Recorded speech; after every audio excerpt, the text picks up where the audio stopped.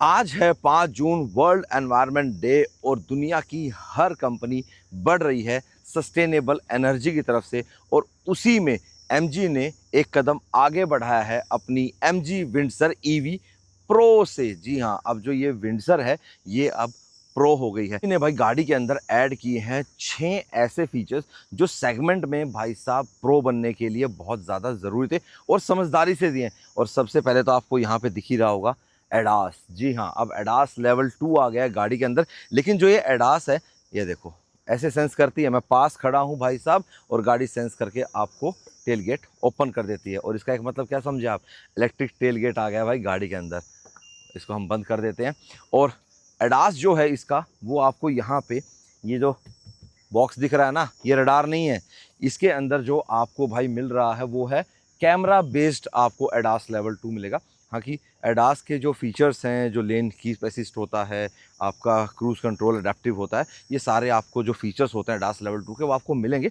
लेकिन radar base आपको इसमें नहीं मिलेंगे, वो कैमरा बेस ही रहने वाला है। तो 2 फीचर्स तो ये हो गए। तीसरा आपको बताता हूँ अपडेट एलॉयज़ से। हालांकि पहले भी एलॉयज़ 18 इंच के ही आते थे, लेकिन अब जो एलॉयज़ हैं आपको कहीं ना कहीं हेक्टर के जो डुअल मशीन आते हैं ना भाई, उनसे मैच कर रहे हैं और लगभग वही वाले हैं। वो वाले अच्छे थे, 5 स्पोक बढ़िया लगते थे, बोल्ड लुक देते थे, लेकिन ये थोड़ा सा ज़्यादा ट्रेंडी है। यहाँ से गाड़ी चार्ज होती है, ठीक है, लेकिन अब यहाँ से ये गाड़ी इस गाड़ी को भी चार्ज कर सकती है। जी हाँ, इसके अंदर अब दिया गया है व्हीकल टू लोड और व्हीकल टू व्हीकल चार्जिंग। हालांकि अभी हमारे पास केबल नहीं है, नहीं तो मैं आपको दिखा देता। जैसे जो हम केबल यहाँ लगाते हैं ना, वैसी ही एक केबल आती है जिसके अंदर सेम वही जो पिन होती है वो उसमें होती है। तो दोनों गाड़ियों को आप ऐसे आपस में चार्ज कर सकते हो। इसमें अगर बैटरी ज़्यादा है तो आप इसको चार्ज कर सकते हो, इसमें ज़्यादा है तो आप इसको चार्ज कर सकते हो। और प्रॉक्सिमिटी सेंसर भाई इतना बढ़िया है ना एमजी का, मैं सबसे बेस्ट मानता हूँ। जैसे आप गाड़ी के नज़दीक जाते हो ना भाई, गाड़ी अनलॉक हो जाती है। और जैसे ही मैं दूर जाऊँगा, अब देखो दोनों चाबियाँ हैं मेरी बैक पॉकेट में है। ये देखो मैं अपनी गाड़ी से थोड़ा सा रेंज से दूर आया, ये देखो दोनों गाड़ियाँ लॉक हो गई। तो ये फीचर मुझे ना एमजी का सबसे अच्छा लगता है, जो प्रॉक्सिमिटी सेंसर का इनका है।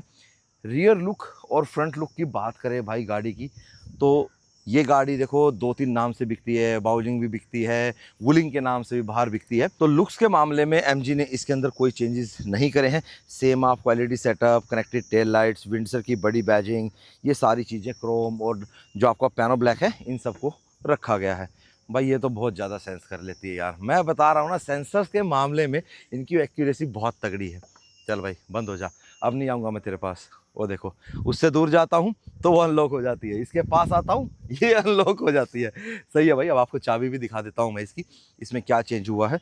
तो इसमें चेंज ये हुआ है अनलॉक, लॉक और साथ में बूट ओपनिंग। तो अगर मान लो मैं दूर भी खड़ा हूँ तो इसको टैप करके रखूँगा मैं, तो जो मेरी टेल गेट है गाड़ी की वो ये ऑटोमेटिकली अनलॉक हो जाएगी। सेम ऐसे ही इस गाड़ी का कि अगर मैं इसका यहाँ से टैप करके रखूँगा, होल्ड करके रखना है आपको थोड़ा सा, तो इसका जो टेल गेट है वो देखो वो ओपन हो जाता है।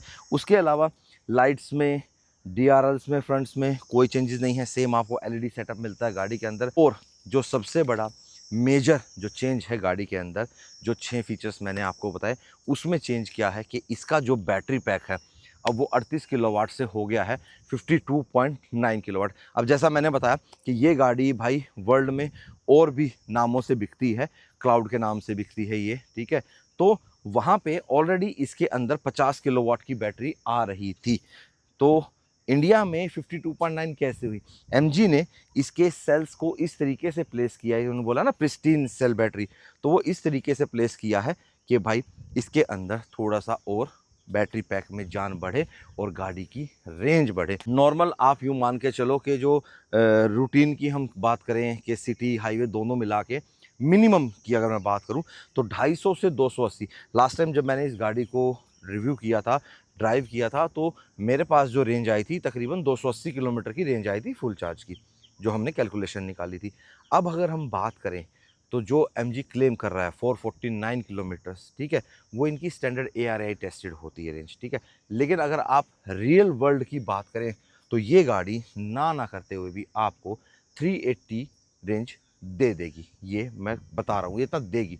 वर्स्ट केस सिनारियो पे अगर आप जाते हैं तो 330 350, जहाँ ज़्यादा गर्मी है, आप भगा के चला रहे हो गाड़ी को 120 चल रही है, खूब खींच के चल रही है, वहाँ पे रेंज मैंने बताया, और एसी भी आपका फुल ऑन चल रहा है, तो वहाँ पे जो आपकी गाड़ी की रेंज है वो मिनिमम 330 350 के अराउंड रहने वाली है। बाकी काफ़ी लोगों ने तो भाई इसको 400 प्लस भी रेंज निकाला है। अब आ जाते हैं भाई गाड़ी के अंदर, और इंटीरियर में आपको काफ़ी बदलाव देखने को मिलेगा। अब आप देख रहे होगे कि आपको डुअल टोन इंटीरियर यहाँ पे मिलता है। पहले ब्लैक वाला इंटीरियर इसमें मिलता था, आपको ऑल ब्लैक मिलता था, तो काफ़ी लोगों को ये लगता था कि ऑल ब्लैक स्पोर्टी तो है लेकिन थोड़ा क्लॉस्ट्रोफोबिक फील करता है। हालांकि विंडसर जैसी गाड़ी में क्लॉस्ट्रोफोबिक वाली फील भाई पहले भी नहीं थी और आज भी नहीं है। क्यों? क्योंकि भाई जो आपके इसके विंडो ग्लासेस है ना, ये इतने बड़े हैं भाई, बहुत ज़्यादा, कि ये भाई गर्मी ज़्यादा आती है गाड़ी में, तो क्लॉस्ट्रोफोबिक तो भाई फील कराती नहीं गाड़ी, बिल्कुल भी नहीं कराती। बाकी जो डुअल टोन फिनिश है, और भाई जो सोफ़ा टाइप की जो सीट बना रखी है ना भाई एमजी ने, मेरे को भाई मतलब आई एम लविंग इट, मतलब इतनी पसंद है मुझे। सेफ्टी की बात करें तो airbag, ABS, EBD, brake assist, जितने फीचर्स आते थे वो सारे आपको इस गाड़ी में आज भी मिलेंगे। ये जो फीचर्स थे ये ऐड किए हैं। हाँ, पावर फिगर्स की बात करें तो उसमें कोई बदलाव नहीं किया गया है। सेम 134 bhp और 200 Nm का टॉर्क आपको गाड़ी देती है। अब चाबी को मैं यहाँ रख देता हूँ, ठीक है। यहाँ पे आपको कप होल्डर्स मिलते हैं, वायरलेस चार्जिंग मिलती है, तो फ़ोन को लगा देते हैं यहाँ पे। अच्छा, एक चीज़ और अच्छी है इसमें, इसमें ना फ़ोन ज़्यादा हिलता नहीं है, देखो इतना हिलता है तो चार्जिंग डिस्कनेक्ट नहीं होती। तो ये बहुत अच्छी चीज़ है कि मोस्टली गाड़ियों के अंदर जो आते हैं ना चार्जिंग वाले पोर्ट्स ना, जो वायरलेस रहते हैं, उनमें यार मज़ा सा नहीं आता कि वो हिलते रहते हैं, कनेक्ट हो रहा है, डिस्कनेक्ट हो रहा है, ये बहुत गड़बड़ रहती है, वो नहीं है। आर्मरेस्ट की बात करें तो भाई यहाँ पे आपको 12 वोल्ट भी दिया गया और काफ़ी बड़ा और डीप आपको आर्मरेस्ट यहाँ पे मिलता है। यहाँ पे छोटी सी आपको एमआईडी दी गई है क्योंकि भाई पूरा टीवी ही यहाँ पे भाई आपको दिया गया है, इसमें कोई बदलाव नहीं है। सारे फीचर्स भाई आपको इसके अंदर मिलेंगे। लेकिन कुछ लोगों की जो शिकायत रहती है कि यार सब कुछ टच में दे दिया, कंट्रोल कैसे करेंगे। देखो, जो चीज़ आप रेगुलरली या गाड़ी में बैठ के यूज़ करते हैं वो चीज़ आपको मैनुअली दी गई है। एसी आपके हाथ में आ गया, ठीक है जी। उसके बाद जो ORVM की एडजस्टमेंट्स है, 3 बटन में टैप करना है। देखो, फर्स्ट टैप करेंगे, steering wheel rear view mode में आ गया, लेफ्ट वाले में तो मैं लेफ्ट एडजस्ट करूंगा। फिर एक बार टैप करूंगा तो ये एयर कंडीशनिंग मोड में आ गया, तो इसको ऊपर नीचे करूंगा तो देखो टेम्परेचर हो रहा है, ठीक है। और इधर करूंगा तो ये फैन की स्पीड आ रही है, देखो। और यहाँ से मैं इसको बिल्कुल इधर कर दूंगा तो ये बंद भी हो जाएगा, देखो एसी बंद। चालू करना है, यहीं से चालू हो जाएगा, ये आपका फैन स्पीड बढ़ गई। ऊपर नीचे करेंगे तो आपका टेम्परेचर होगा। ईजी है, एक बार हल्का सा समझना है, ईजी है, इतना डिफिकल्ट नहीं है, ठीक है। एक बार फिर से मैंने टैप किया तो राइट ORVM पे चला गया। अब मैं इसको देखो ऐसे एडजस्ट कर सकता हूँ, ये लेफ्ट राइट करेगा, ऊपर नीचे ये वाला करेगा, तो ये ऐसे है। तो एक बार थोड़ा सा आपको ये ध्यान देना पड़ेगा, उसके बाद आपका हाथ ऐसे सेट हो जाएगा कि ये बस बिल्कुल पीनट लगेगा आपको, ठीक है। उसके बाद ये आपका होम स्क्रीन, ठीक है। ये वाला आपका डायरेक्ट वॉइस कमांड, तो मैं इसको बोलता हूँ, अच्छा ये तो इसने लिसनिंग अभी कर ही दिया, सनरूफ खोल दो। भाई साहब ऐसा क्यों कर रही है, दोबारा बोल देते हैं, hello MG open the sunroof. खुल रही है भाई, कोई बात नहीं, इसने मेरी हिंदी नहीं सुनी ना, अभी इसको हिंदी बोलूँगा बंद करने के लिए। हालांकि इसमें सनरूफ नहीं है भाई, प्रॉपर मून रूफ मिलती है, पूरा फिक्स ग्लास मिलता है। तो बताओ यार कहाँ से क्लॉस्ट्रोफोबिक फील होगा, चाहे ब्लैक कैसा मर्जी इंटीरियर कर दो, लेकिन इससे इंटीरियर से गाड़ी लाइवली लगती है। अब बोलते हैं इसको, हेलो एमजी सनरूफ बंद कर दो। ऐसी बात नहीं है भाई साहब, हम मनवा के मानेंगे इससे पूरा। हेलो एमजी एसी का तापमान 22 डिग्री कर दो। भाई इतनी हिंदी नहीं समझती hello MG set AC to 22 degree. भाई साहब कभी कभी लेती कभी नहीं लेती, खैर छोड़ो यार, कोई बात नहीं, इतना तो चलता है। जब हम अपने टाटा महिंद्रा के लिए बोलते हैं कि चलता है तो चलता है भाई। और हाँ, एक चीज़ और है, काफ़ी लोग बोलते हैं चाइनीज़ कंपनी, ठीक है भाई, मेन जो पेरेंट कंपनी SIAC चाइनीज़ है, लेकिन भाई अब इसमें हमारी JSW जो इंडियन कंपनी, उसकी भी हिस्सेदारी है भाई। और जो टाटा महिंद्रा है वो भी तो कहीं ना कहीं भाई साहब डिपेंड करते हैं अपने EV व्हीकल्स का चाइना पे, बहुत हद तक। अब लोकलाइज होने लग गया धीरे धीरे, लेकिन आज तक भाई डिपेंड वो करते हैं। चलो ये सारी चीज़ें तो मैंने आपको बता दी, अब चलते हैं गाड़ी की ड्राइव। चलो ड्राइव से पहले एक बार आपको रियर का भी दिखाई देता हूँ कि रियर में क्या चेंज हुआ है। अब आगे वाली जो सीट है भाई मेरी ड्राइविंग पोजीशन से बहुत ज़्यादा पीछे है, फिर भी आप ये देखो नी रूम कितना मेरे पास, हाँ थाई सपोर्ट मेरे पास कम है थोड़ा सा। और रिक्लाइन उतना ही है जितना आपकी पहले वाली विंडसर में मिलता था। तो भाई ये विंडसर किसके लिए है, ड्राइव कर लेते हैं, उसके बाद बताएंगे किसके लिए नहीं है। अगर आपको कुछ रिफ्रेशमेंट लेनी है तो आप यहाँ से ले सकते हो, ठीक है, क्योंकि विक्रम भाई कैसा तुम मजाक कर रहे हो। बाकी और इसके अंदर चेंज नहीं किया गया और ज़्यादा चेंज करने की ज़रूरत थी भी नहीं इस गाड़ी में। ये गाड़ी ऑलरेडी बहुत ज़्यादा खूबसूरत बनाई है भाई एमजी ने, मुझे बहुत पसंद है भाई, अच्छी लगती है। ईवी के अंदर अगर ऑप्शन लेना हम 20 लाख के आसपास का, तो ये गाड़ी अच्छा बैठता है। हालांकि ये गाड़ी का जो टॉप एंड वेरिएंट है वो भाई 19,25,000 रुपये का पड़ता है ऑन रोड दिल्ली में, ठीक है। तो आपका जो इसका नॉर्मल विंडसर का जो टॉप एंड आता है उससे तकरीबन 2 लाख रुपए ये आपको महंगी पड़ेगी। अब मोटा मोटा क्या मिलेगा, 2 लाख रुपए आपको एक्स्ट्रा लगाने चाहिए या नहीं लगाने चाहिए, वो ड्राइव कर लेते हैं उसके बाद बताते हैं। तो भाई अभी जो बैटरी है हमारे पास वो 85% है और 365 किलोमीटर की हमारे पास रेंज है। तो एक बार मैं ट्रिप को ज़ीरो कर लेता हूँ। यहाँ पे जाना है, व्हीकल सेटिंग्स के अंदर जाना है, तो ये आ गया ट्रिप रीसेट, ठीक है, सबसे नीचे वाला है, ये हो गया हमारा ज़ीरो, ठीक है जी। मोड मैं नॉर्मल ही रखूँगा, कोई मैं स्पोर्ट्स मोड नहीं लगा रहा हूँ, कोई इकोनॉमी मोड नहीं लगा रहा हूँ। इसके होम पे जाओ, ठीक है, कई बार आप हो जाते हो लिटिल बिट थोड़ा कन्फ्यूज़, पर यहाँ पे जाओ, व्हीकल सेटिंग्स पे जाओ, ड्राइव मोड नॉर्मल, जो एनर्जी रिकवरी है, मतलब जो हमारा कर्स बोल लो आप इसका या रीजन बोल लो, वो नॉर्मल रखा है मैंने, लाइट भी नहीं रखा है, हैवी भी नहीं रखा है, ठीक है, ये हो गया, ठीक है जी। एम्बिएंट लाइट ऑन है, मोड कांस्टेंट है हमारा, ठीक है जी। उसके बाद ये अपने ये स्टार वाला बटन है, ये म्यूट की तरफ कर रखा है, नीचे सेटिंग आ गई, तो ये अपना जो मैंने अभी ट्रिप रीसेट किया है, ठीक है। तो ये सारी चीज़ें तो ये आप एक बार कर सकते हो। उसके बाद यहाँ से भी आप छेड़ सकते हो, मोड्स पे डायरेक्ट जाओ तो ये चीज़ आपकी बाहर भी आ जाती है। ये आपका आ गया टेल गेट का, यहाँ से भी आप खोल सकते हो, देखो टेल गेट हमारा पीछे ओपन हो गया। तो एक बार इसको दोबारा से टैप कर देते हैं, वो देखो टेल गेट हमारा बंद हो रहा है। तो ऐसा नहीं है कि टच में सारी चीज़ें दे रखी हैं तो आप यूज़ ऐसे कर नहीं पाओगे। देखो 360 कैमरा पूरा यार, 15 इंच का टीवी दे रखा है। चलो जी लगाते हैं डी पे, इलेक्ट्रॉनिक पार्किंग ब्रेक अपने आप हट जाएगा अगर आपने सीट बेल्ट लगा रखी होगी। तो इसको होम पे टैप कर देते हैं यहाँ से, चलो जी let's go. Steering as it is भाई बहुत स्मूथ है, मतलब इस गाड़ी को चला के भाई फील आती है प्रॉपर बड़ी एसयूवी वाली, क्योंकि जो इसका कैबिन है ना भाई वो बहुत ज़्यादा स्पेशियस है, बहुत ही ज़्यादा स्पेशियस है, तो मज़ा आता है चलाने में। और अब इंटीरियर ऐसा हो गया ड्यूअल टोन वाला, तो इसमें और भी ज़्यादा मज़ा आ रहा है, सही है ना। अब हाईवे पे निकलने से पहले भाई आपको जूझना पड़ता है शहर के ट्रैफिक से, और मेट्रो सिटीज़ में तो पता ही है भाई आपको कितना ट्रैफिक होता है।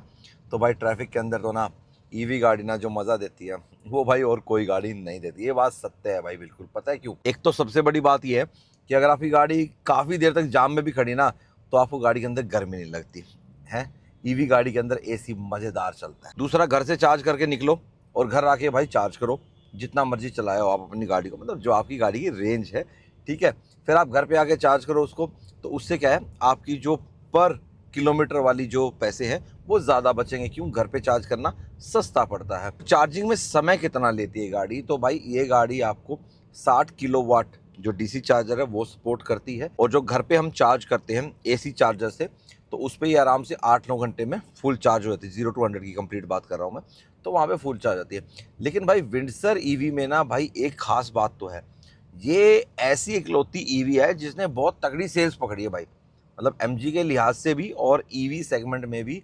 मतलब इस गाड़ी ने इतने तगड़े सेल्स फिगर्स दिए हैं बहुत कम टाइम के अंदर, ठीक है। और ऑलमोस्ट ये गाड़ी अब तक जब से लॉन्च हुई अब तक 23,000 से ज़्यादा बिक चुकी है। तो आप देख लो कितना लोग इसको पसंद कर रहे हैं। अच्छा एक चीज़ और मैं आपको बता देता हूँ कि आपकी गाड़ी की जो रेंज है उसमें एसी का भी बहुत बड़ा हाथ है। तो एसी का जो टेम्परेचर है वो मैंने इस टाइम 20 डिग्री सेट कर रखा है।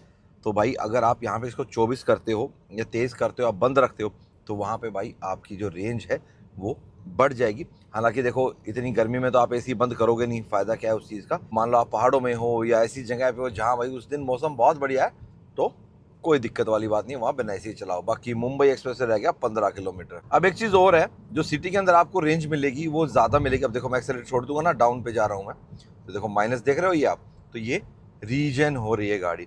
यहीं मैं हल्का हल्का एक्सेलेरेट करूँगा तो पावर भी कम लेगी उस हिसाब से। लेकिन अगर मैं ये देखो ये पंजा दबाऊंगा ना, ये भाई साहब हैं, ऑटोमेटिक हेडलाइट्स ऑन होगी थी भाई गाड़ी की, तो एकदम से अगर पंजा भी दबाऊंगा तो भाई साहब पूरे 134 घोड़े आएंगे बाहर निकल के। अच्छा जी, जान लगा देंगे पूरी भगाने में गाड़ी को। हाँ टॉर्क भी अच्छा खासा है भाई, 200 Nm का टॉर्क कम नहीं होता, बहुत होता है। तो वहीं MG ने सोचा भाई पावर फिगर्स बढ़ाने की जरूरत है नहीं, ऑलरेडी बहुत अच्छे पावर फिगर्स है। अब गाड़ी के अंदर भाई एडास दिया गया है, उसके फीचर्स कैसे काम करते हैं, कहाँ से ऑन ऑफ आप करेंगे, तो मेन्यू के अंदर यहाँ से जाइए, व्हीकल सेकंड्स पे टाइप कीजिए, सबसे नीचे आपको जाना है, ये जो पन्ना बना हुआ ना इस पे जाइए, ठीक है, और यहाँ पे ड्राइवर असिस्टेंट में चले जाइए। यहाँ सबसे ऊपर आपको मिलेगा लेन डिपार्चर असिस्ट। अब जैसे यहाँ पे ऑन है, इसको आप ऑफ कर सकते हो, ऑन कर सकते हो। फ्रंट कोलिजन असिस्ट, अब देखो इसमें खाली फ्रंट कोलिजन असिस्ट है, ठीक है, क्योंकि ये रडार बेस नहीं है ना, तो खाली फ्रंट का ही आपको बताएगा ये, ठीक है। उसके बाद आपको इसमें स्टीयरिंग कैसा चाहिए, ठीक है, कंफर्ट या स्टैंडर्ड्स, ठीक है, ओके। उसके बाद वापस हम इसको कंफर्ट पे कर देते हैं। ये सारी चीज़ें भाई आपको इसके एडास के अंदर मिलती हैं। हालांकि उतने फीचर्स नहीं हैं भाई इस गाड़ी के अंदर जितने होने चाहिए एक एडास लेवल 2 वाली गाड़ी में, तो ठीक है यार, ज़्यादा ज़रूरत भी नहीं है।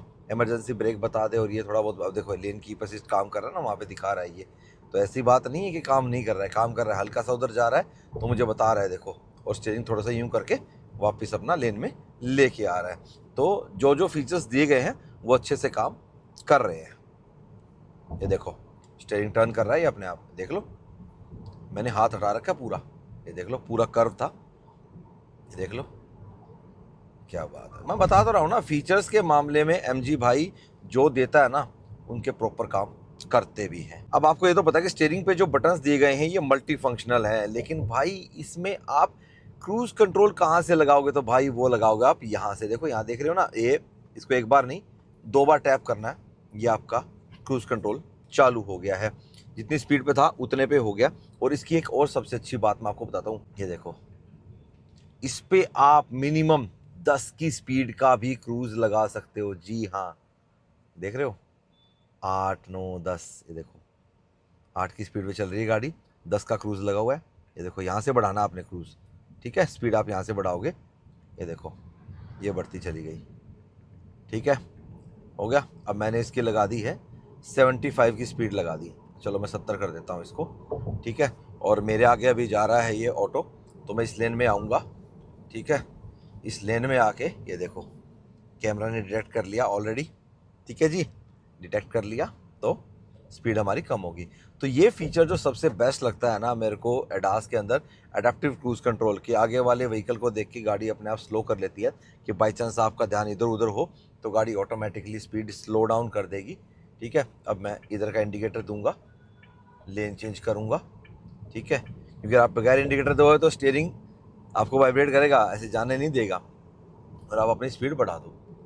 अब सीम जैसे देखो ये गाड़ी नज़दीक है, मैं इस लेन में गया, इंडिकेटर देखे, ये देखो गैप दिख गया इस गाड़ी को, हालांकि उसकी स्पीड अच्छी है तो इसने उतने ब्रेक नहीं लिए, लेकिन जैसे ही वो गाड़ी ब्रेक अगर लेती है तो ये अपना देखो डिस्टेंस मेंटेन कर लेगी। देखो देख रहे हो ऑटोमेटिकली 70 के आसपास आ गया ना, गैप मेंटेन कर लिया, मतलब 5 की स्पीड का इसने गैप मेंटेन ऑलरेडी अपने आप से कर लिया। तो ये इंटेलिजेंट तो है भाई, देखो हालांकि ये एडास लेवल 2 जो है उसका जो फीचर ये है, ये सभी गाड़ियों में अच्छे से काम करता है, तो ये इंटेलिजेंट फीचर मुझे सबसे अच्छा लगता है भाई। 15% मैंने बैटरी इस्तेमाल कर ली है गाड़ी की, और लगभग 50 किलोमीटर होने भी वाले हैं, 300 की रेंज अभी बची है मेरे पास, अभी जस्ट 299 हुआ है। तो भाई इसकी जो आप रेंज मान के चलो कि नॉर्मल में भगा भी रहे हो, स्लो भी कर रहे हो, अब देखो इस पर मैंने हाईवे पे भगाया भी है गाड़ी को, स्लो भी चलाया है, मतलब AC तो मेरा चली 20 डिग्री पे रहा है, तो इसमें आप मान के चलो कि ये आराम से आपको वही जैसा मैंने बताया 330 350 के राउंड दे देगी।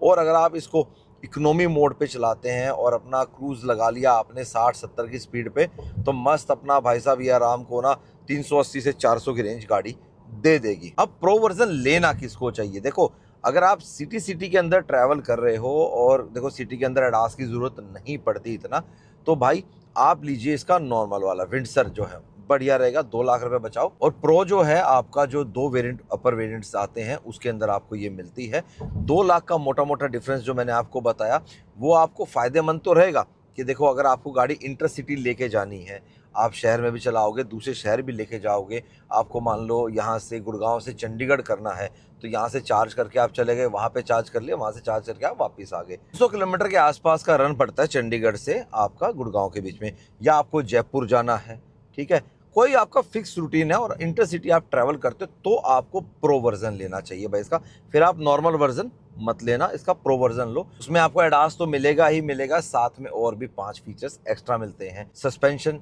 अच्छा है, थोड़ा स्टीफर साइड है, लेकिन हाईवे पे आपको बढ़िया स्टेबिलिटी भी देता है। सीट्स बिल्कुल भाई साहब आपको पुरानी फिएट एम्बेसडर वाली फील दे देंगी, मजा आएगा आपको फुल ऑन। और वेंटिलेटेड सीट्स हैं ही भाई, तो ठंडी ठंडी हवा भी मिलेगी आपको साथ में। तो मेरे को तो भाई ओवरऑल गाड़ी बहुत अच्छी लगी। जो अपडेट दिया है इन्होंने प्रो के रूप में, वो भी मुझे बहुत बढ़िया लगा। बाकी वीडियो आपको कैसा लगा और ये गाड़ी कैसी लगी कमेंट बॉक्स में मुझे ज़रूर बताना। और चाइनीज़ मत कहना भाई, और भी बहुत सी कंपनीज हैं मैं कोई ये नहीं कर रहा, देखो मैं अनबायस्ड बात करता हूँ, सिंपल सी बात है। हाँ थी पहले एक चाइनीज़ कंपनी, लेकिन जब इंडियन कंपनी का इसमें शेयर ज़्यादा हो गया है तो भाई इंडियन कंपनी कहलाएगी ना, क्या नहीं। सस्पेंशन अच्छा, देखो रंबल स्ट्रिप्स आए थे अभी, क्या नहीं। और यहाँ नीचे भी भाई आपको स्टोरेज स्पेस मिलता है, क्योंकि गियर लीवर तो आपका ऊपर आ गया ना, और वहाँ पे type C, type A charging port का सा ग्लव बॉक्स भी भाई आपको मिलता है यहाँ पे। अब थोड़ा सा शहर के अंदर चलाते हैं इसको और थोड़े से मज़े लेता हूँ इसके। जब भी गाड़ी चलाएं हॉर्न कम बजाएं और सीट बेल्ट लगाएं। कई बार हम भी भूल जाते हैं दोनों ही चीज़, हॉर्न ज़्यादा बजा देते हैं और सीट बेल्ट लगाना भूल जाते हैं, याद रखना है। चलो जी, bye bye, take care and live the life to fullest. Drive safe.